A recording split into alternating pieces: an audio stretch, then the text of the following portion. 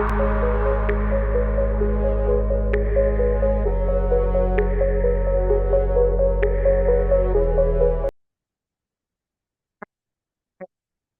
আসসালামু আলাইকুম গাইস। তো আজকে আমরা দেখবো কিভাবে একটা ওয়েবসাইটের লেআউট তৈরি করতে হয়। তো দেখো, এখানে আমরা একটা ওয়েবসাইটের লেআউট তৈরি করছি, ডেমো ওয়েবসাইট। ধরো আমরা একটা আমাদের ওয়েবসাইটে কোনো নাম দিই না, জাস্ট আমরা লিখছি মাই ওয়েবসাইট। আমরা চাইলে যে কোনো নাম দিতে পারি। তারপরে এখানে জাস্ট আমরা একটা আমরা লিখছি resize the browser windows to see the effect. তো এখানে এরকম হবে যে আমাদের উইন্ডোজটা যখন আমরা নিচে নেব, মানে ব্রাউজারটা যখন আমরা রিসার্চ করবো তখন ইফেক্ট গুলো কাজ করবে। দেখো এখানে আমরা এখানে যে আমাদের মেনু গুলা বসবে, মেনু গুলা লিঙ্ক করে বসবে, ঠিক আছে। তারপর একটা টাইটেল থাকবে। ধরো আমার একটা কাজ করা হয়েছে ওয়েবসাইটে, মনে করো একটা বুক সম্বন্ধে লেখা আছে, তাহলে বুকের হেডিংটা থাকবে। তারপর ডেসক্রিপশন থাকবে, আর কখন লেখা হয়েছে এটা ব্লগটা সেটা লেখা হবে। তারপর একটা ব্লগের ইমেজ থাকবে, তারপরে এখানে টেক্সট গুলো থাকবে। আর এখানে থাকবে, ধরো আমি যে আমাদের সম্পর্কে ইউজ করি সেক্ষেত্রে আমার আমার একটা ছবি থাকবে এবং আমার ডেসক্রিপশন গুলো থাকবে।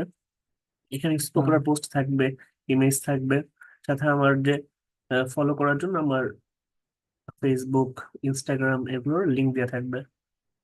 আর এখানে একটা হেডিং থাকবে আলাদা, যেটা আমরা আর একটা আমার সম্বন্ধে একটা ব্লগ পোস্ট লিখলে তখন আমরা কি করব, যে একটা পিকচার দেবো, পিকচারটা আমরা ডেসক্রাইব করব। আর লাস্টে একটা ফুটার থাকবে যেখানে আমরা আমাদের যে ওয়েবসাইটকে তৈরি করছি তার নাম লিখবো। তো এইটা হলো একটা ওয়েবসাইটের লেআউট। চলো আমরা এটা কিভাবে আমরা কোড লিখতে পারি সেটা দেখি।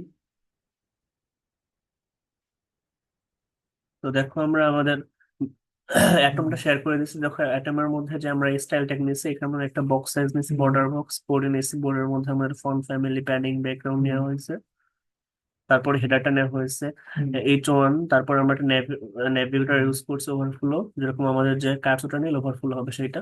ব্যাকগ্রাউন্ড কালার ইউজ করছি। সাথে হলো আমাদের আমরা যে কলাম কোথায় ইউজ করব, কোথায় আমাদের ছবি লাগাবো, কোথায় আমরা কন্টেন্ট দেখাবো, ঠিক আছে, আলাদা আলাদা ভাবে। এটার জন্য আমরা কলাম নিচ্ছি, লেফট কলাম, রাইট কলাম। তারপরে আমরা একটা ইমেজের জাস্ট ফেক ইমেজ তৈরি করতে, বাট দেখা গেলো যে ওখানে অন্য যে কোনো ইমেজ ভরাইতে পারবো।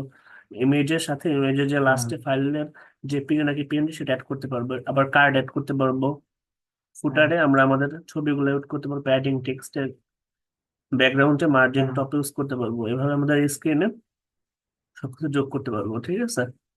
তো লাস্টের যেটা আমাদের যে উপরে যে লেখা ছিল মাই ওয়েবসাইট, দেখো যে my website header resize the browser window to see the effect, ঠিক আছে। সাথে দেখো লিঙ্ক গুলোর জন্য আমরা লিঙ্ক বসাইছি, জাস্ট এখানে আমরা লিঙ্ক দিয়েছি। আমরা যদি এখানে চাইতাম যে আমাদের বিভিন্ন মেনুগুলোর নাম, সেগুলো আমরা দিতে পারতাম, ঠিক আছে। আর যিনি হ্যাশট্যাগ আছে এখানে চাইলে আমরা এই লিঙ্কগুলোর জন্য আলাদা যদি পেজ তৈরি করি, সেই পেজের লিঙ্কগুলো বসাই দিতে পারবো।